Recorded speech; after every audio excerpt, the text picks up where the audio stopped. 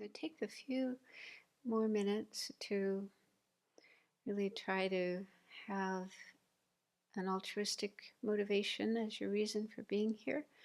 You could do like yesterday, take one of those lines of the prayer of the four immeasurables and contemplate that and really try to generate that attitude in your mind and really try to feel that you're here for yourself, but not only for yourself, also to be able to bring benefit to others, to help bring peace, happiness, freedom from suffering, and ultimately awakening.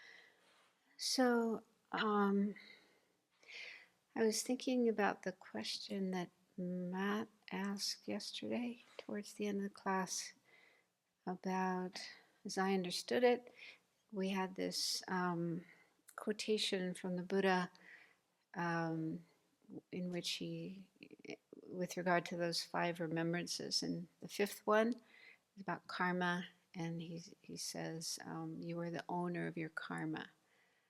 And I think that expression is repeated quite often in the Buddhist sutras. And then Matt brought up this other um, statement the Buddha makes sometimes with regard to the self and the relation of the self and the aggregates, our body and mind, all the parts of us. And I mean, actually, the Buddha asks his disciples to investigate this, with regard to the five aggregates. Is this me? Or how does it go? Is this I? Is this mine? Is this myself? And ideally, the conclusion to come to is no, with all the five, with any of the five aggregates, to realize, this is not I, this is not mine, this is not myself. So then that, I think with regard to the I and myself, that's pretty clear. We're talking about the sense of self that we have, the sense of I that we have all the time. But then the mine, M-I-N-E, that's not so clear. What does that mean, the mine? And so when we think in terms of, whether or not any of the five aggregates is mine, and that was the question, that because the karmic imprints are included within our five aggregates. So it almost sounds like the Buddha, in one place he says, I am the owner of my karma, but in another place it's not correct to think my karma is mine, because karma is included in our aggregates. Did I get that? Yeah. Um, so I had some thoughts about that. And I'll share also something I found in volume 7 of Venerable's series of books, Searching for the Self. So in our tradition, when we get into this topic of selflessness, emptiness, it's said that there's two kinds of selflessness or two kinds of emptiness. One is selflessness of persons, and then so that refers to oneself. I am a person, but also other persons. So persons, we investigate to see, how do persons exist? How does the I exist? Does it exist the way we think or not, and so on. So that's selflessness of persons. Then there's selflessness of phenomena, and there phenomena refers to anything that's not a person, everything else in the universe that isn't a person. So that can include our body, also our mind, so our aggregates, plus the things in the world around us, tables and chairs and houses and buildings and trees and so on, everything that's not a person. So there's, two approaches to investigating how things exist. And it's recommended we start with persons. That's kind of more potent because especially our own sense of self, I, me, because that really is the basis of our suffering. If we don't get it right about ourself, what I am, how I exist, and so on, then that becomes the cause of so much suffering, all our afflictions and our relationships with others and the world and so on. So it's recommended that we start with that, a sense of self.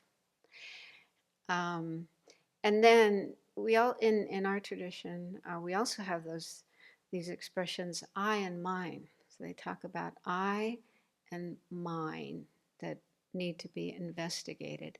So the I isn't too difficult. That's that feeling of I that we have. But when it comes to mine, there's discussion. What does that mean? What is that referring to? Because when we say things like, this is mine, okay, this computer is mine, there's two things there. There's the computer, that which is owned, and then there's the owner, okay? So there's this, two things involved. So what does mine refer to? Does it refer to the object owned, like the computer, or does it refer to the owner? So there's discussion about that in the Sanskrit and Tibetan traditions, and different points of view. Some say it refers to the object owned, which is kind of how it sounds, right? When we say this is mine, we're talking about that. But others say no, because if you're talking about the object owned, then that's not a person. That's a computer. Or even if it's your body, that's not a person, that's your body. And so they say mind doesn't refer to the object owned, but rather the owner. The I in that role, that position of being an owner. Does that make sense? It's complex, and like I say, there's a lot of discussion about this and da da da da da. But there are these different points of view, and in my experience with the teachers that I've studied with, they go with the second approach. And to me, that makes more sense too, because here we are investigating person, a person. How does a person exist? Whether it's just I, myself, or I in the position of being an owner, because often our sense of I does take that role.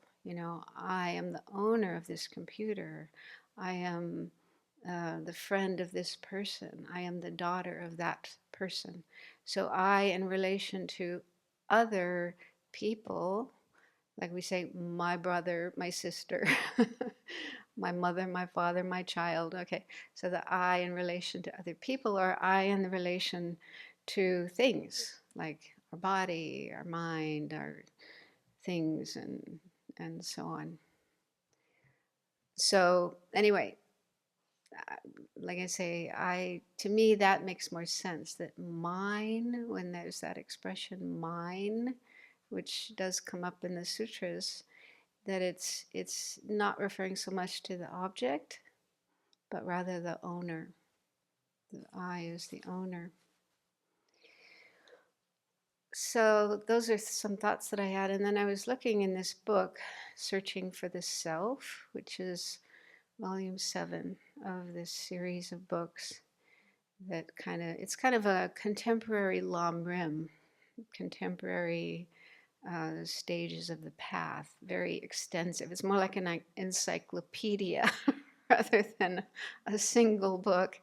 But yeah, Venerable has been working on that for years and years and years, using the teachings that His Holiness has given over the years.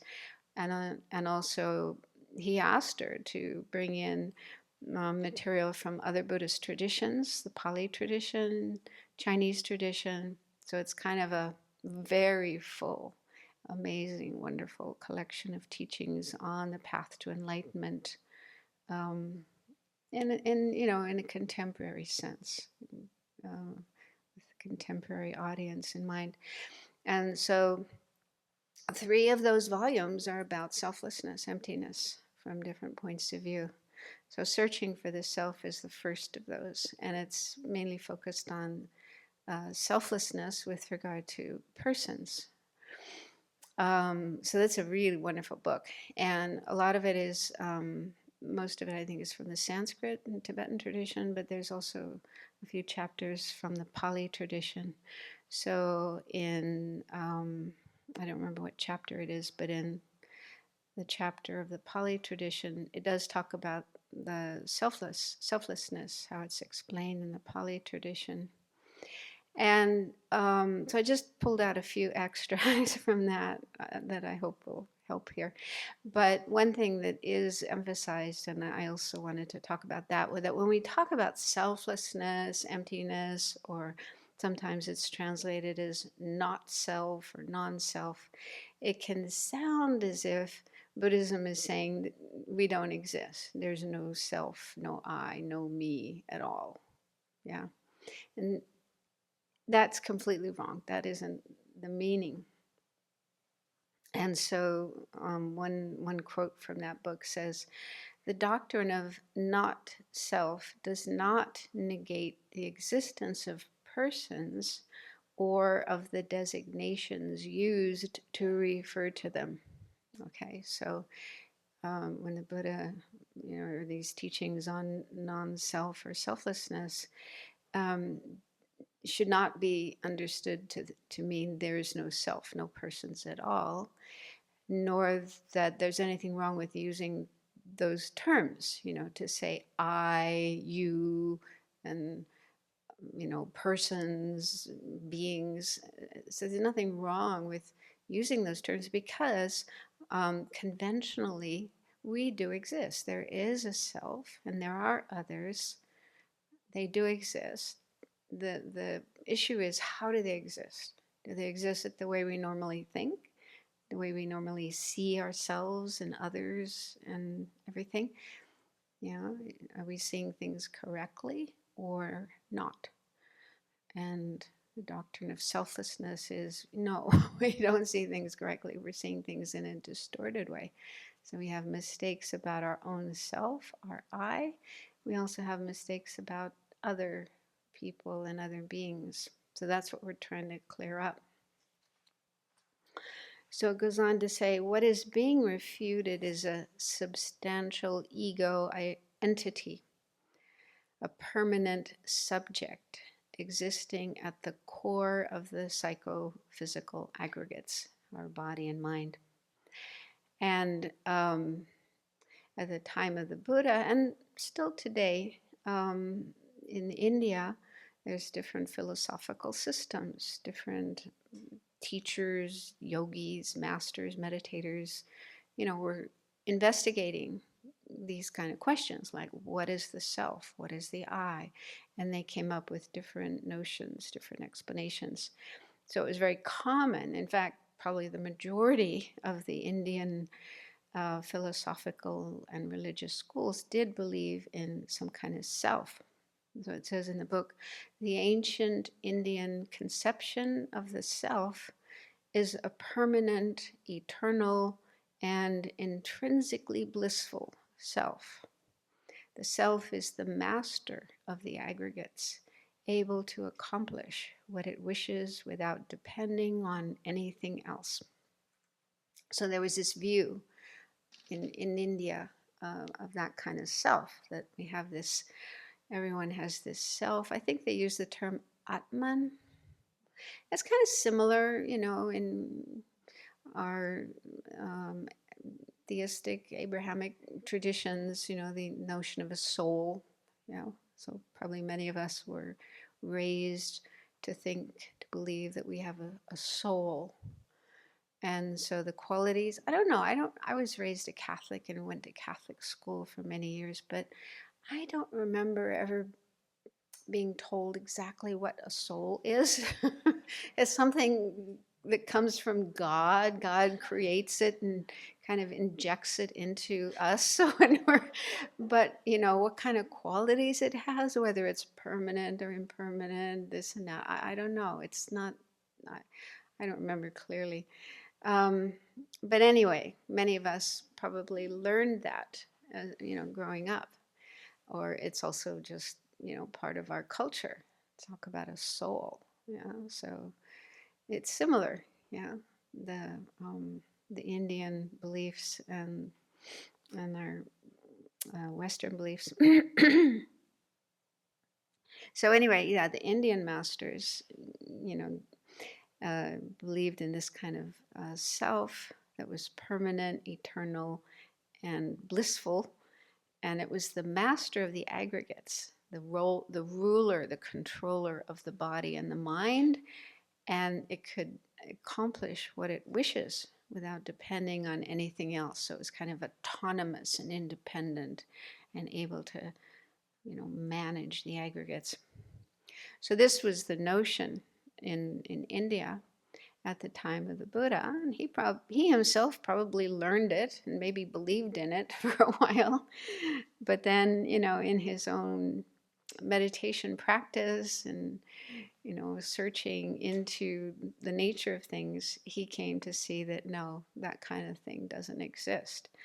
And that's like one of the main characteristics of the Buddha's teachings, the refutation, rejection of that kind of self or soul. But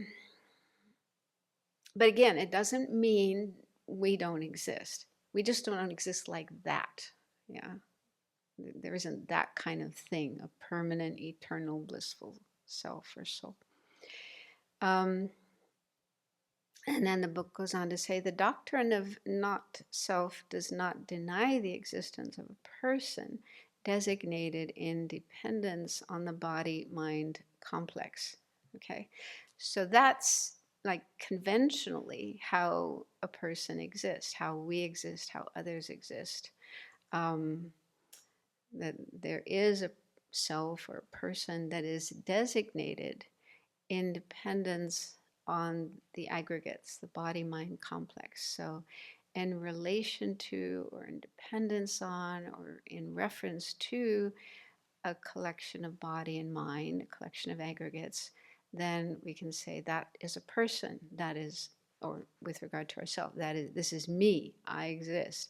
And we can also use names and other kinds of designations like man, woman, dog, cat, because according to Buddhism, animals are persons too.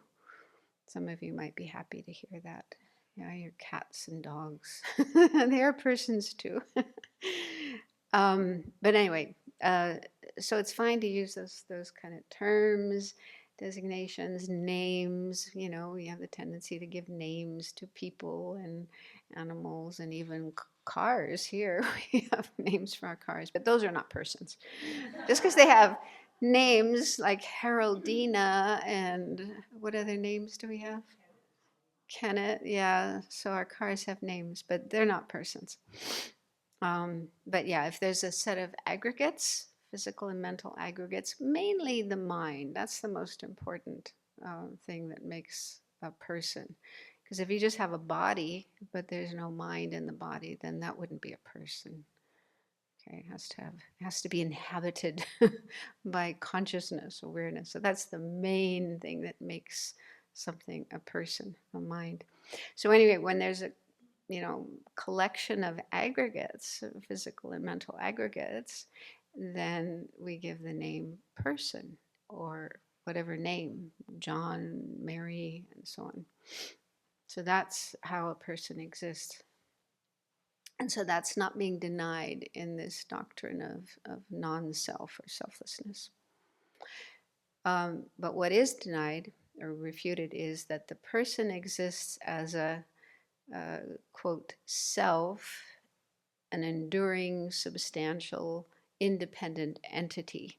So that kind of notion of self that the ancient Indian schools had, that's what's being refuted. And then, uh, in the book, it goes on to talk about how we investigate. Because the Buddha always said, don't just believe what I say, but investigate it for yourself.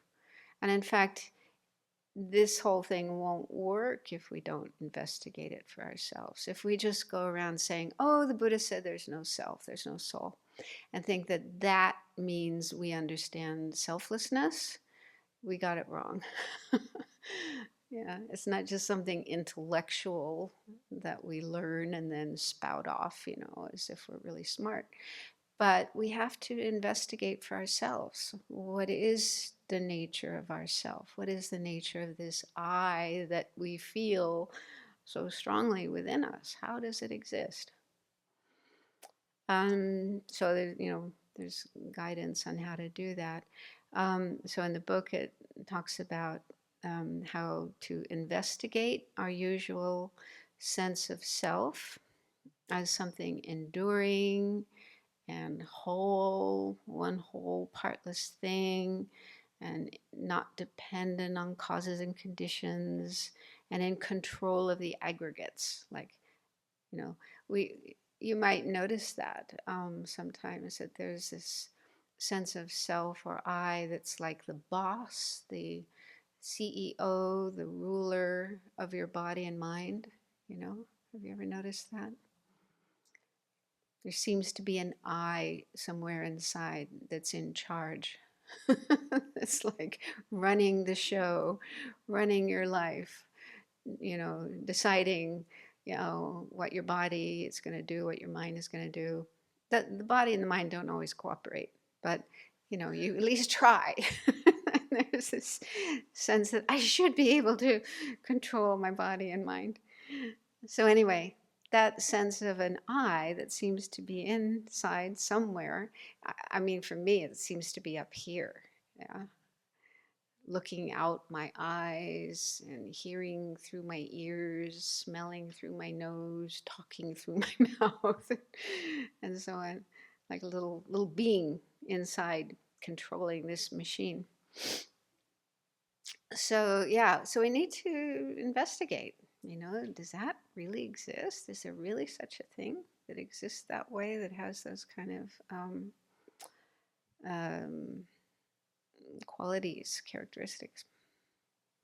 So, in short, the book says if we do this investigation, then we won't be able to find such a self, but we have to do that on our own. We won't be able to find it anywhere within our body-mind complex, but also outside. That's another option, is it out there somewhere? I mean, that seems pretty remote because it feels like it's in here, but still we have to check every possibility, right? So if we do that, then we won't be able to find it. Okay, then the book goes on to say, in short, when we analyze, and also it's good to check each aggregate, each of the 5 aggregates, to find that kind of self. So in short, when we analyze each aggregate, we find that it is impermanent, meaning the aggregate. So when we're investigating our aggregates to see if any of them could be that type of self, what we find is each of our aggregates is impermanent, not permanent. No, it's impermanent, changing in every moment. Also, we find that each aggregate is in the nature of dukkha, or suffering. It's unable to bring stable happiness or security. Okay, so our aggregates, are not perfect and pure and wonderful and fantastic, but yeah, they're in the nature of suffering, as we saw yesterday. They're in the nature to change, to get sick, to get old, and eventually to die. So that's just their very nature.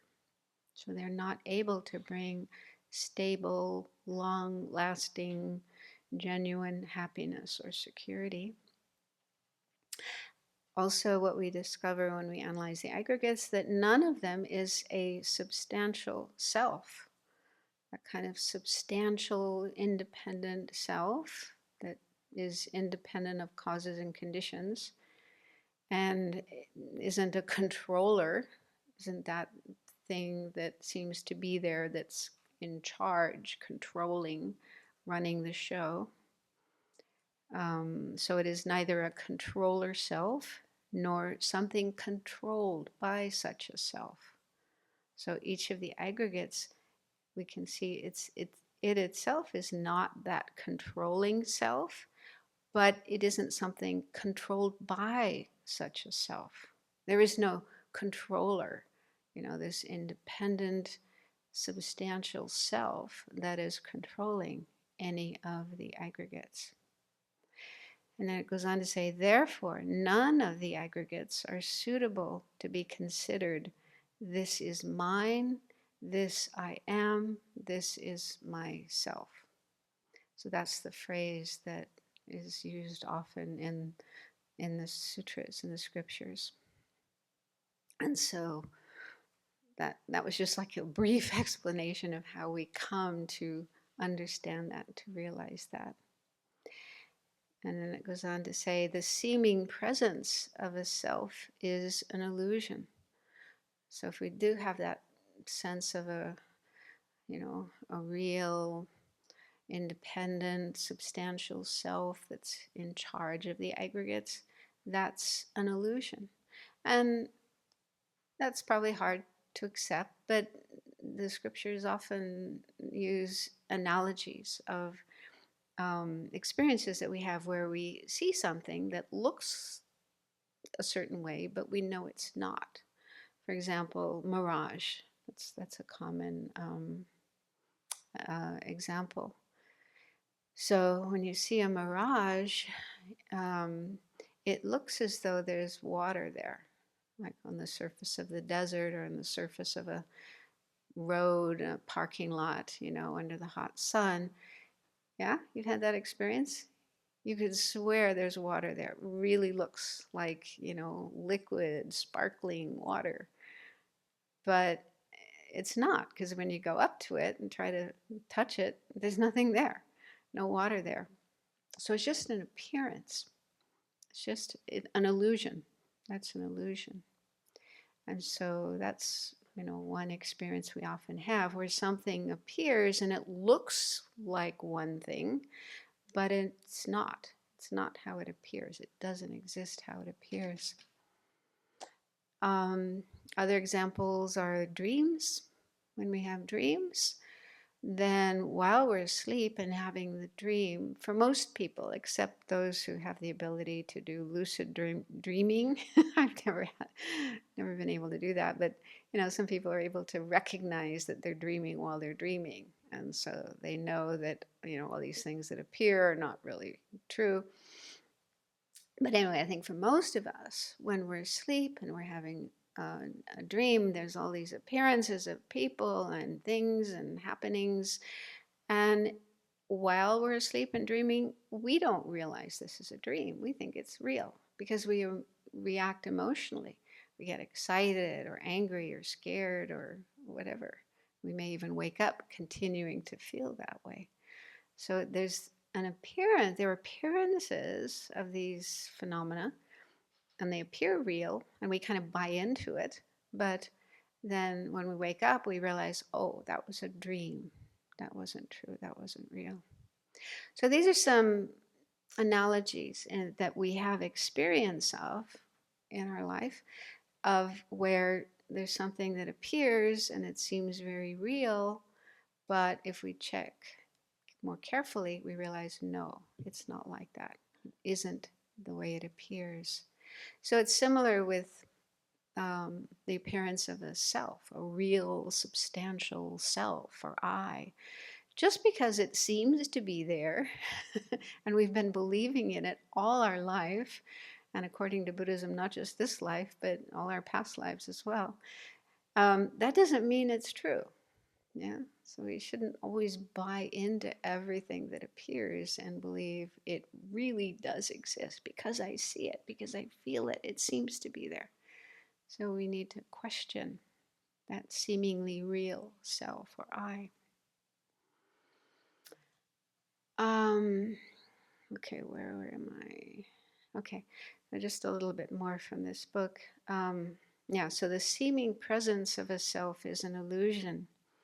That each aggregate is not mine, not I, and not myself counteracts three obsessions or graspings: craving, conceit, and wrong views, respectively. So, the Buddha used these three expressions: not I, not myself. No, not I, not mine, not myself. And so, there's a significance to having those three because they counteract three types of obsessions or grasping.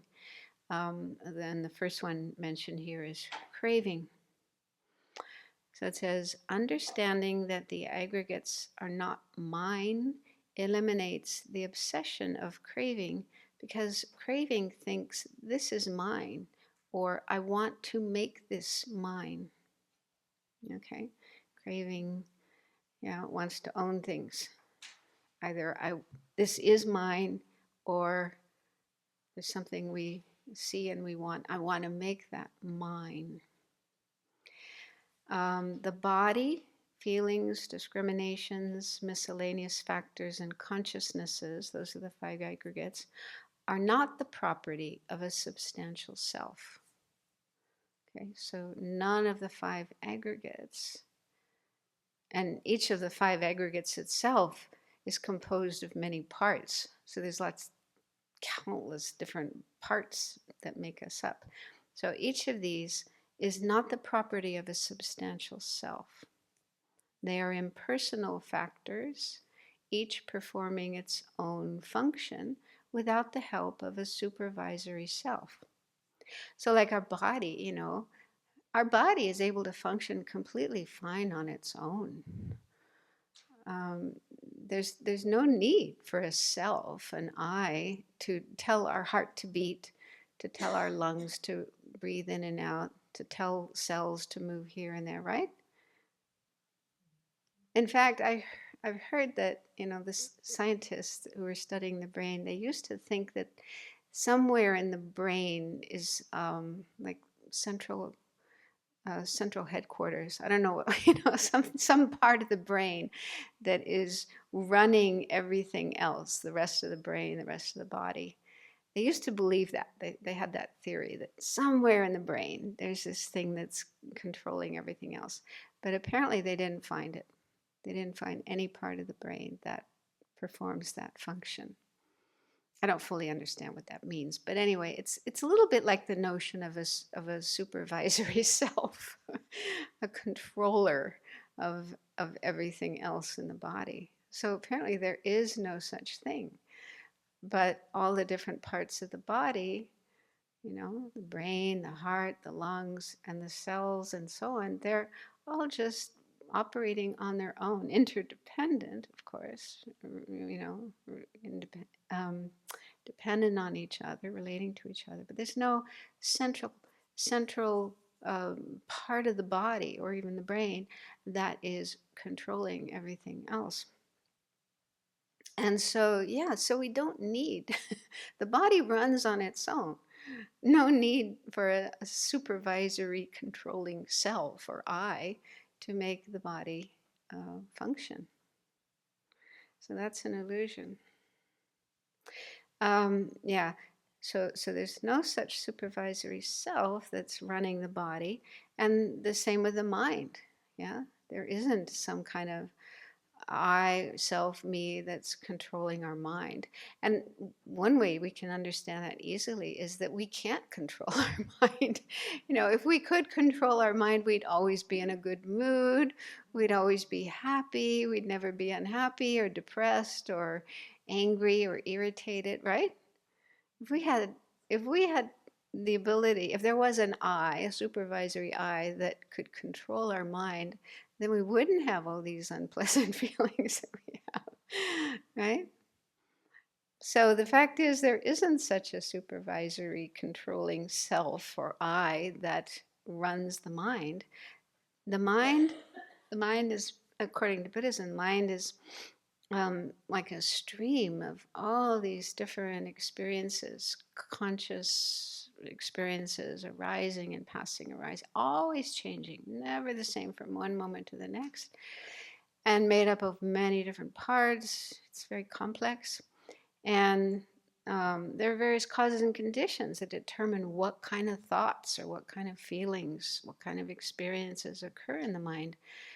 Some of these causes and conditions are our own karma, karma from the past, but also present circumstances, things we see, smell, hear, other people do to us or in relation to us, and so on. So, various things happening in the present, plus the karmic imprints carried from the past.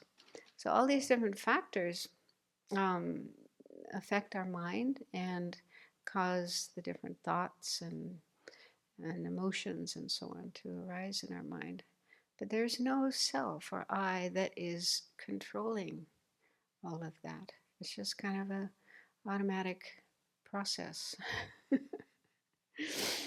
So anyway, this is ideally we have to do this investigation ourselves, but this is what we come to. This those who do this investigation, this is what they come to. That yeah, all these the five aggregates, or in a simple way, we can just say the body and the mind. These are just occurring. Yeah, they're changing all the time due to different factors, different causes and conditions, most of which we don't really have any control over. Yeah, and there is no I that is in control anyway. So that's really an illusion that there is an I that is able to control and make things happen and you know master over our aggregates. Um, and then goes on to say, oh, since such a self does not exist, thinking that anything belongs to it is foolishness. Thus, craving is relaxed. So, by doing that contemplation, you can reduce your craving because you realize, yeah, there's no permanent, real, substantial self or I who is an owner of the aggregates. So, reading that in my mind confirms what I mentioned before, that when this expression, this is mine, is not referring so much to the objects that we seem to own, but rather the idea of an owner, that there's some kind of real, substantial, permanent I who is the owner of the aggregates. Does that make sense? So I'm thinking that's what the Buddha was referring to with this kind of expression when he said, you know, it's not correct to think this is mine with regard to the aggregates. He's not so much talking about the aggregates. He's not saying, oh, you shouldn't think your aggregates are yours, but he's rather refuting the notion of this kind of self who can be the owner of the aggregates. Because I think in the conventional sense, I mean, that's talking about like the ultimate sense, the final view of things. But in the conventional sense, again, we do have a self, we do have an I. It's just not that kind of I. And I don't think there's anything wrong with saying, I am the owner of my karma. I'm the owner of my body, even. Um, that's fine to say in a conventional sense. This is my body and that's your body. And this is my karma and that's your karma. So I don't see any contradiction between those different statements. Does that make sense? So with the karma, the karma that we create, I think the point the Buddha was making there is we are responsible for our own karma. We do actions, and there's an imprint left in our mind as a result of those actions. And that imprint stays in our mind, even when, we die and the mind leaves this body, separates from this body and goes and takes the next life, next life. We can't leave our karma behind or give it away. We can't put it in our will and say, okay, I leave my good karma to my family and my friends, and I leave my bad karma to my enemies. That would be nasty. But anyway, it's not possible. We can't do that. We can't give away our karma. I mean, it can be purified. It's not like fixed and impossible to ever get rid of. We can purify karma, and eventually, as we progress further on the path, we can clear away our karma, mainly by realizing emptiness, selflessness. So that's the way to get rid of karma, that wisdom, realizing emptiness. But in the meantime, until we have that, our karma goes with the mind as it goes from life to life to life. And it's said that even after thousands of lifetimes, thousands of eons, karma that hasn't been purified or experienced already is still there in the mind. It can still bring its results. So I think that's the point the Buddha was trying to make, that we are the owner of our karma. We will have to experience the results of the actions that we do, unless, of course, we apply countermeasures like purification. So I think that's like talking conventionally. But then when we look at, well, what is this I or this self that creates karma and experiences its results? Is it something real and substantial, permanent, as the Indian philosophers believed? No. Buddha is refuting that type of self.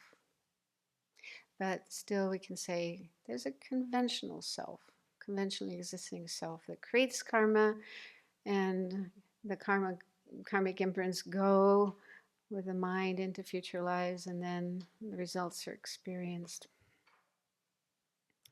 So I don't know, those are just thoughts that I had related to that question. I think it was a really good question, and I can see a few hands popping up. So, are you saying that the appearance of control is just completely an illusion? Like our karma unfolding creates mental factor of intention. Intention creates more karma, and we don't really have any control in the process. We're just along for the ride. Well, that reminds me, people sometimes ask this question, does it, will, what's that expression, will? Free will, yeah. That's, a very common question, not just in Buddhism, but in human society. Is there such a thing as free will? And I mean, as far as I know in Buddhism, that isn't really discussed. But when that question comes up, what I've heard, there could be different answers. But one of my teachers said that it depends on how much you understand karma. If you don't understand karma, if you have no knowledge of karma, then you don't have a whole lot of free will. What I think that means is you're just kind of reacting instinctively. Your emotions are coming up, you're just acting them out and creating more karma. However, if we understand karma, we learn about karma, we understand karma, and then we make an effort to, um, live in accordance with karma, then there's more free will. So like, mosquito lands on our arm, and maybe in the past we would smash it, but now we know about karma and we think, no, no, no, no, no. That would be bad karma. And anyway, that's a sentient being and they would suffer and da da da. And then we can make the decision, no, I'm not going to do that. So, yeah, free will depends on karma. But I think I remember reading, maybe it was Ajahn Brahm, I think he gave a talk about this, and he said there's no free will until you're free of the 5 hindrances, something like that. I may have gotten it wrong, but the 5 hindrances to concentration, ill will and so on. So as your mind, if your mind is still dominated by those, controlled by those, then not much free will. So there's different. I mean, I don't think the Buddha himself made any comment about this because this notion of free will wasn't really an issue as far as I know. It's more in Christianity, I think. Christianity and Judaism, they have this notion of free will. And even there's lots of different points of view. Some say yes, some say no. So I don't know if that was what you were asking. Is it like that? Yeah.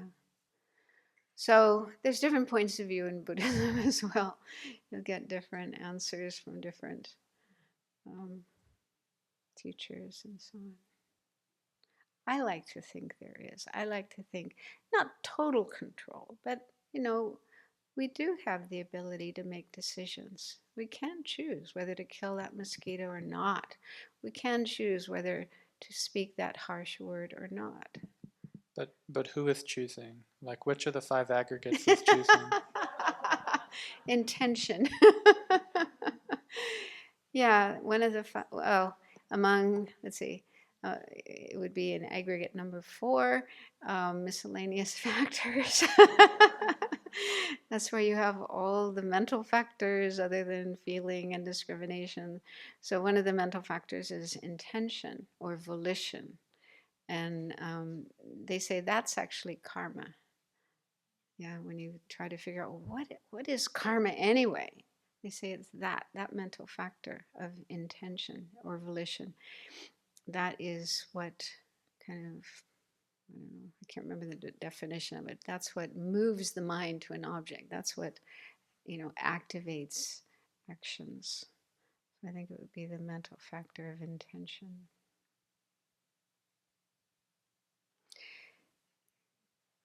I'll catch you later. I like to think of it as wisdom arising. When you understand karma more, it leads to good and bad results. So wisdom is able to operate more effectively, and that's kind of like what eventually starts to steer the mind more than just the afflictions or ignorance. So, because I remember asking a very similar question kind of when I first got here, and it was really a conundrum, like, because how could you practice ethical conduct and there is no controller? It just seemed like, what is going on? But the practice does have effects, and so I increasingly see my practice as like trying to provide the right conditions for wisdom to arise and to just grow. And then there doesn't have to be like this somebody in charge of the whole process. And then I was thinking about searching for the self outside of the aggregates, and I thought of experiences where people, they see either a person they love or a possession being harmed, and it causes them physical pain. They like cringe. They really feel it inside their own aggregates. Like they come out and they see their car is just trashed, or they see someone beating up on their loved one, and they've hurt, So it's like it's a conceptual thing going on, but it shows how the mind sort of like appropriates even things outside of the 5 aggregates to be part of it, because otherwise, how could you be so affected if you see a completely different person or object being harmed, and you feel it within yourself? I mean, what comes to my mind is our body and our mind are very much interconnected. And and then our mind can also be connected with others. So we do, because of our interactions with certain other people, we do, you know, have feelings for them, love and maybe even possessiveness and so on. And so, yeah, and in a way, they become part of our self, you know, my friend, my mother, my child, my dog. And so, yeah, our conception of self will incorporate, other people and cars and computers and so on and so forth. So it's all part of our conception of self. And so, yeah, so something is happening to something we consider mine connected with me, then I think it starts off as something in our mind, like pain, but then because the mind and body are connected, they're not like totally separate. So then, you know, that mental state would um, cause some kind of feeling in the body. It's the same when someone says hurtful words to us, right? They're not hurting our body. They're saying hurtful words that we can feel physical pain or discomfort as a result of that. I also heard that talk by Ajahn Brahm about how we have no free will, and I think I want to share what Ajahn Jeff said, which I think was responding to that, very much like what you said. He's like, well, if we had no control over the aggregates, there'd be nothing to do, and that would be depressing. The truth is, we have some control over the aggregates, and I think you can see that in it. Like, you can't you can't grow wings at will, but you can make your form and your body healthier by taking care of it, for example, to an extent, is one example. And Jason, I think you had a really good question too about who is that we that has the control over the aggregates. And um, I'll just share my strategy for now is because I don't understand it either, but it's you sort of have a feeling for when you're able to make a decision. Like, here's a choice between good and bad, and you have a feeling for I can make this choice, even if you don't understand who's doing it yet. I think there may not be words for that, but it will become more clear, I'm sure, as we progress on the path. In the meantime, we have that deep feeling that when we have the feeling that we have free will, whatever feels like it has the free will, if we just use it well in the meantime, I think that it'll help us to see more clearly later on. Okay, I really like the comments, the questions, but I would like to continue with the material. Maybe later in the day we can get into other questions that you might have.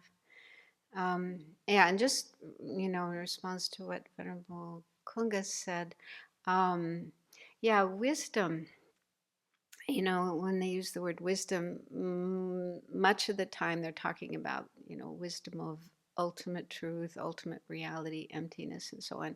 But there are other kinds of wisdom that overcome other kinds of ignorance. And one type of ignorance, which is quite important, is ignorance of karma, not knowing about karma, being in the dark, being in a blur about karma. And that is really dangerous, because if we don't know about karma, then we don't know what kind of results will come from our actions. A lot of people think killing is completely fine, killing animals at least. When some people may think killing human beings is fine too.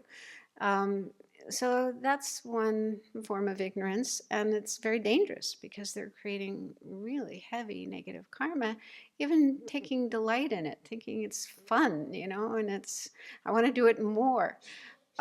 So, yeah. So ignorance of karma is very, very serious, a really bad thing. And so to counteract that, there's wisdom of karma. Wisdom means understanding karma, all the different details of karma, and then trying to live your life in accordance with that, trying to refrain from doing those actions that are negative and the cause of suffering, and trying to do more actions that are positive, virtuous, and the cause of happiness. So, yeah, wisdom. So, the more we can cultivate that wisdom, train that wisdom in ourselves, like build up the wisdom muscle. People go to the gym to build up, their, what do they call these, biceps and other muscles. Well, that might be useful for some things, but the wisdom muscle is much more important, because that's going to have much more long-term effects. Okay, so there's a few other things I wanted to share. Kind of related to what we were just talking about with regard to selflessness, but also related to what we were talking about yesterday, this issue of women's ability to attain enlightenment, and also related to Tara. I want to relate this story of green Tara. Probably some of you have heard this before, but it's really nice. So this comes from the book In Praise of Tara, Songs to the Savioress by Martin Wilson. That's the book I was trying to. Contains a lot of translations of Sanskrit and Tibetan text about Tara. And so this is a story about the origin of Tara, where Tara came from. In the past, many eons ago, during the time of Buddha Dundubisvara, which means drum sound, so this is another Buddha long ago, in the universe called Manifold Light, there lived a princess by the name of Moon of Wisdom Knowledge.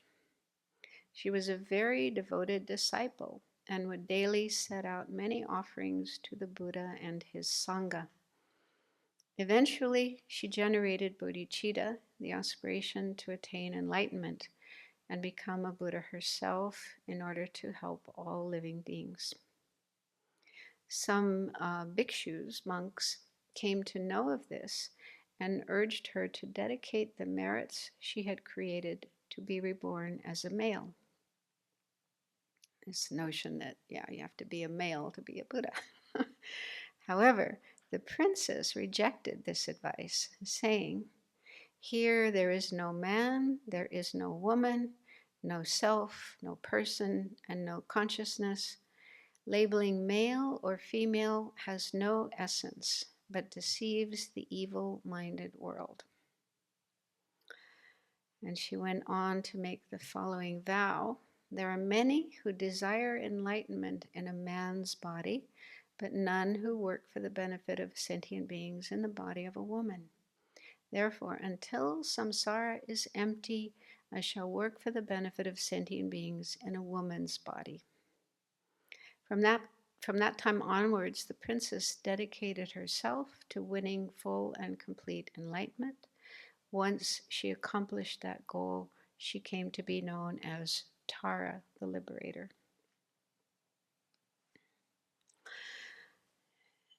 So, this notion of male and female is something to investigate. And there's also some there are this collection of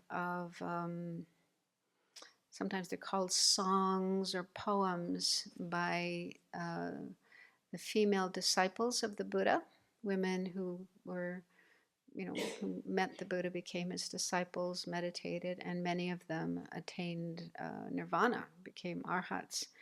And it was customary that when you do attain that state of nirvana or enlightenment, or it's also called enlightenment, that you kind of make some expression of your experience. And so there are collections of these poems, some by women and also some by men, by the monks. And so some of these There's different translations of these poems, and I really like this one. This book is called The First Buddhist Women by Susan Murcott. And she did a lot of research into the situation of women at the time of Buddha. And yeah, it's very interesting to get a better picture of that. And then she also did research into the lives of these women to know more about their background, where they came from, and so on. And then also translated the poems. So here's one poem by a woman named Soma. And she met the Buddha and became a follower and eventually became an arhat. And what would often happen when the Buddha's followers were in the forest meditating, they would be visited by Mara. Similar to Buddha, if you're familiar with the story of the Buddha, when he was sitting under the Bodhi tree just before his enlightenment, the story goes, Mara meaning kind of this being who's wants to interfere with our spiritual practice, doesn't want us to, gain higher realization. So trying to interfere with that. So Mara came along and tried to interfere with the Buddha's practice and meditation, but the Buddha was able to, get rid of him. But it would often happen with the Buddha's followers, the men and women, monks and nuns who were sitting in the forest. They would also have this experience of Mara. Now, whether you see this as an actual being out there who comes along and disturbs you, or, might be more comfortable to think of from your own mind, your subconscious mind, these kind of thoughts that disturb your practice, like, that's up to each person. But anyway, so this woman, or this nun, had an encounter with Mara. She was sitting in the forest meditating, and Mara came along and said, "That place the sages gain is hard to reach. A mere woman can't get there." Okay, so that's a typical view. You're just a woman. Forget about trying to reach enlightenment. You can't get there. And Soma replied, "What harm is it to be a woman when the mind is concentrated and the insight is clear? If I asked myself, am I a woman or a man in this, then I would be speaking Mara's language." Yeah, so it's similar to what Tara said. This is diluted. This is diluted language to talk about men and women. Everywhere the love of pleasure is destroyed, the great dark is torn apart, and death, you too are destroyed. So that's her poem expressing her attainment, that she has gone beyond the delusions, the afflictions, gone beyond death, reached the deathless state. So nirvana is sometimes called the deathless state, because when you attain that state, you no longer have to die, free of this whole cycle of death and rebirth. So just thoughts that I've had about this issue when we talk about men. I mean, conventionally, yes, in the conventional sense, we can talk about male and female and non-binary, transgender, the different variations. But this is related to the physical body. Okay, our physical bodies have different characteristics on the basis of which we give those kind of names and labels, and they do function differently. Women can give birth to babies, but men can't, right? So there are differences in terms of our physical body. But when we talk about the mind, and this is the most important thing in Buddhism, because it's our mind that becomes enlightened. Enlightenment is something that happens with the mind by purifying, clearing away obstructions, negativities, and developing positive qualities, and you keep doing that until, the mind is in a perfect state, and then it's enlightened. So enlightenment is really about the mind. And is it right to say that there's a male mind and a female mind? Some people might say that, but I don't think so. Because also it said that, as we go through samsara, life after life after life, sometimes we're in a male body, sometimes we're in a female body. We're not always in the same kind of body. And depending on the kind of body we land in, there may be differences. Yeah, there are differences in the way that our mind operates. Yeah. But it's not, those are not inherent qualities.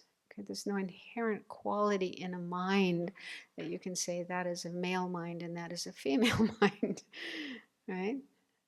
So I think that's what like Tara and Soma are talking about. Male and female just has to do with, something very transitory, physical bodies that we go in and out of as we pass through samsara.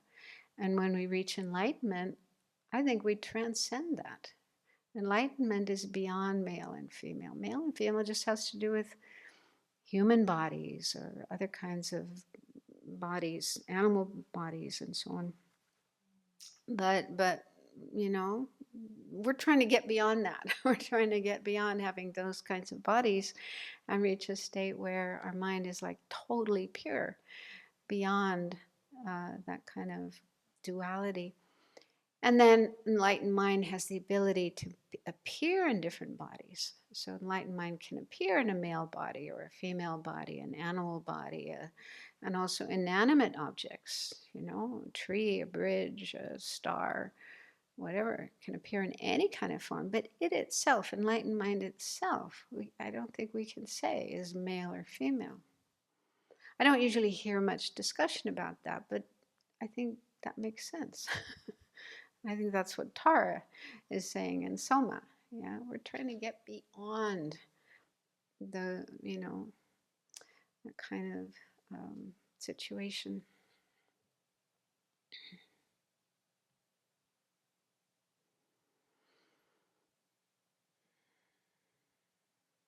So anyway, you may have questions about that, but let's take care of them later. One more thing I wanted to say related to yesterday was those 5 remembrances. If you do find any of them disturbing, distressing, depressing, don't push yourself. Yeah, I read in one of the Dalai Lama's books some comment like, if you get depressed when you're thinking about suffering, then, think about something else. Think about something positive and constructive. And I was very happy when I read that because, if you're someone who does tend to get depressed, if you've had depression in your life and it can easily come up again, and you look at topics like death and sickness and aging and all the different kinds of suffering. I mean, it is useful. I don't deny that. It is useful to look at those things to generate the determination to be free, to free yourself from suffering and also to free others from suffering. So there is a benefit to looking at those things. But if you do it too much, if you overdo it and you end up getting depressed, that's not useful, right? It isn't useful to get depressed. So I think you have to pay attention to your mind. And if you notice your mind is starting to slide down that slope of depression, discouragement, despair, that type of experience, pull yourself back and focus on something positive, like Buddha nature. Okay, yes, there's suffering and so on, but we all have the potential to be free. We all have the potential to reach enlightenment. And we will one day. The Buddhas and Bodhisattvas are around to help us and guide us, and they won't give up on us. They'll keep working for us until we're all enlightened. So, think about something positive and constructive to get yourself out of the depression. Because depression can be really, not only is it unpleasant, but it can also be counterproductive to spiritual practice because you can just lose your energy. It's like, what's the use? Why am I doing this? And that's not helpful. So I think I was happy to read what His Holiness said. He said, yeah, people who tend to get depressed shouldn't think about suffering too much, just enough to motivate yourself, to get you going, but not too much that you become depressed. Okay, so there's things related to yesterday. So now to continue, we could put up the slides. So up to now, we've been looking at some Buddhist views about grief, and I thought maybe we could switch and look at some Western views that might be helpful. So when I was preparing for last year's retreat, I did a lot of Googling internet to see what there was. There's a lot of material about grief. There's also a lot of books about grief. I haven't had time to read all of them, but I pulled out some things from a website called WebMD, which has a lot of, I think, very useful information about different kinds of remedies for physical ailments as well as psychological ones. They had a nice little summary about grief that said it's a natural response to losing someone or something that is important to you. You may feel a variety of emotions, including anger, sadness, or loneliness. So I think it can be helpful to look at this kind of material from the Western perspective, because if you are hit with an experience of grief, a loss of a loved one or whatever, and you are having all these emotions bouncing around in your mind, it's helpful to know that it's normal, it's natural. I mean, I found that after my mother died, and I was kind of in this weird state of mind. I got a book by Elizabeth Kubler-Ross about grief, and I just found it really comforting to read that, to know what other people go through, to feel, I'm not going crazy. Because you might think that. You might think I'm going crazy and I have to go and see a psychiatrist, get some injections or whatever. So, check into the hospital. Just to know what's normal, what's typical, what other people go through, and also to know that it's temporary. Yeah, it may last a while, but it's not going to last forever. Because I notice in myself, and I'm sure other people have this too, that when some bad state of mind, unpleasant state of mind comes up, there's this little voice inside, oh, I'm going to be like this forever. I'm going to feel like this forever. As if it's a permanent thing I'm never going to get out of. And that's really scary. And anyway, it's not true because our mind is impermanent, like everything else. And so, just to know that, okay, you're having these difficult feelings, difficult experiences, but it's temporary. It's going to pass. It's not going to be there forever. So that can really help you to relax and not worry so much. And then the second point says, you may also experience physical symptoms, such as tiredness, headaches, upset stomach, joint pain, changes in appetite and sleep. So again, if you're having those kind of experiences, just to know that, other people have these too. It's kind of typical. And you can experience grief for different reasons. Maybe a loved one died, a relationship ended, or you lost your job. Other life changes, such as a chronic illness or moving to a new home, can also lead to grief. So grief isn't just a response to the loss of a loved one, someone dying, but other things as well can trigger it off. Again, just to know that that's kind of normal. And then last point, everyone grieves differently. So that's good to know too.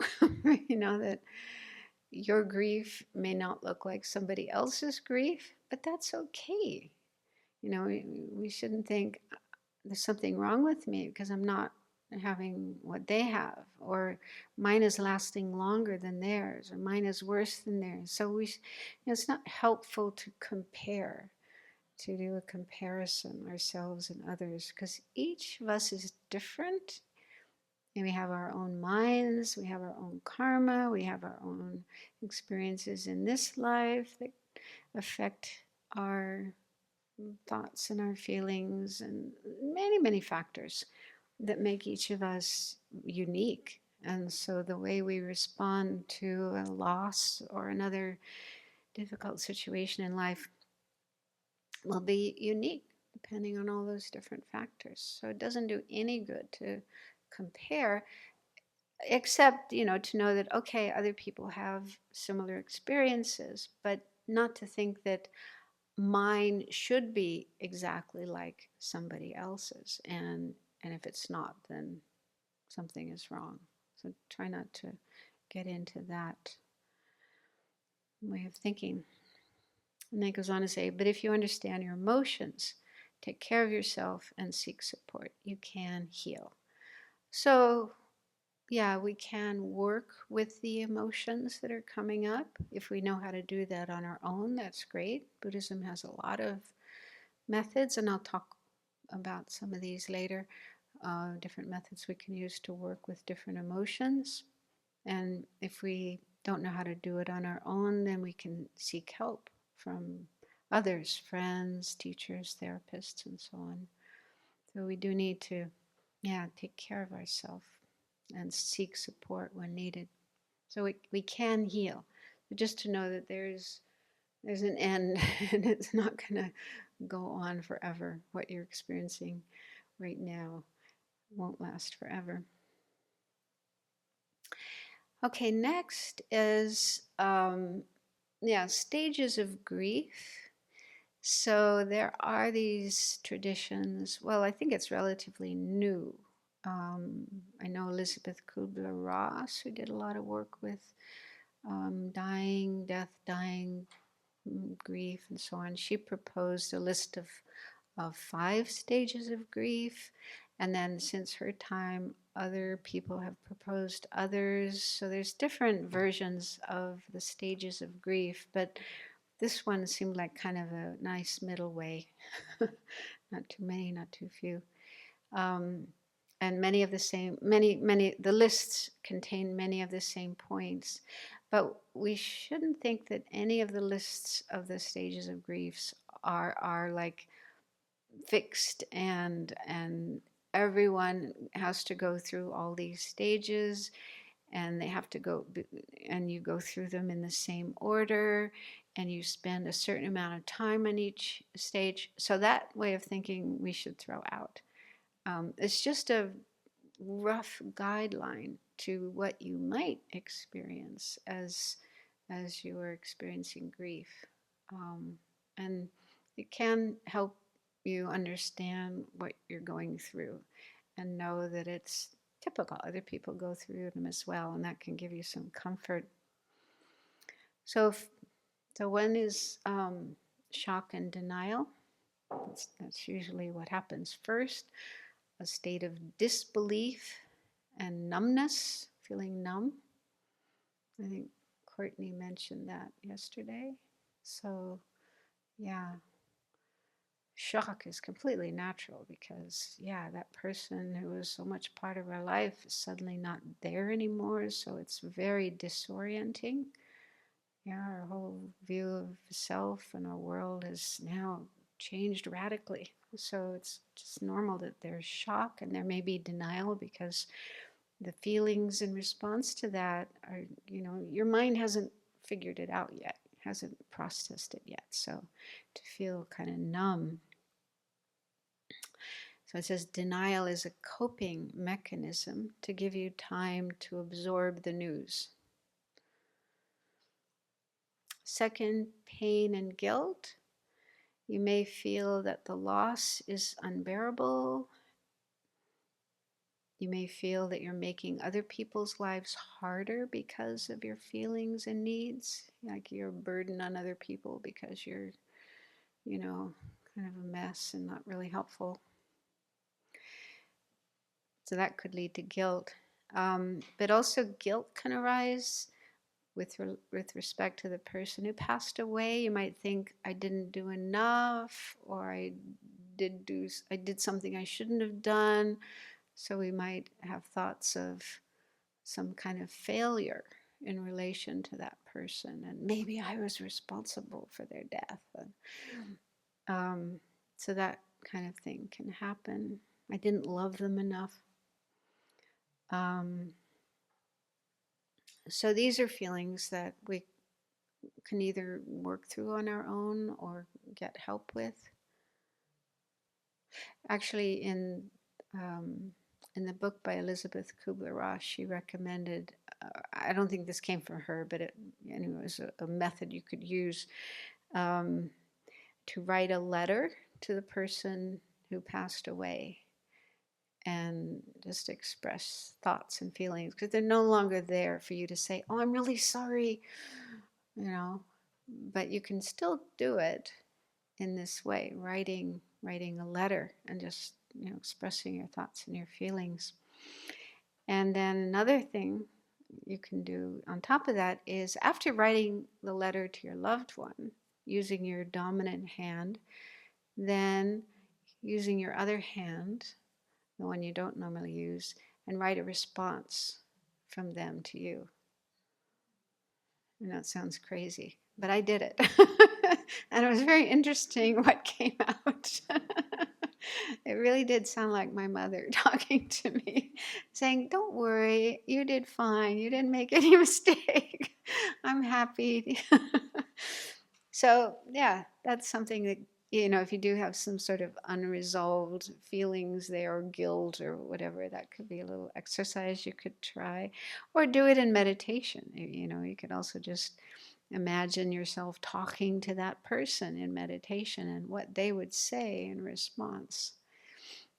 It could be helpful. Next, anger and bargaining. So it says, anger is a masking effect to hide other painful emotions that may be more difficult to bear. Yeah, so the actual feeling of grief could be harder to bear than anger. So the anger might be a way of kind of deflecting your energy into something that's a little easier to bear. You could be angry at the person who died, at God, or anyone, anything. Okay, so your anger could direct towards anyone. And bargaining, you feel helpless and vulnerable and may look for ways to gain control. So your mind may think of if only situations. Oh, if only I had done that. If only I hadn't done that, then maybe this wouldn't have happened. I don't really see how that's bargaining, but maybe something similar to bargaining, because you really can't go back and redo things. And then those who believe in God may try to bargain, making a promise in return for relief from your pain or from this situation. I don't know, could that possible? You could say, please give that person back to me. I'll do anything. Think people ever do that? Yeah, maybe. So anyway, again, these are just sort of things that can happen to people in the wake of a loss. So I'll stop there for now, and we'll finish the rest afterwards. And also take care of questions that you have. So this afternoon, I'll come back at 4:30 and continue with this.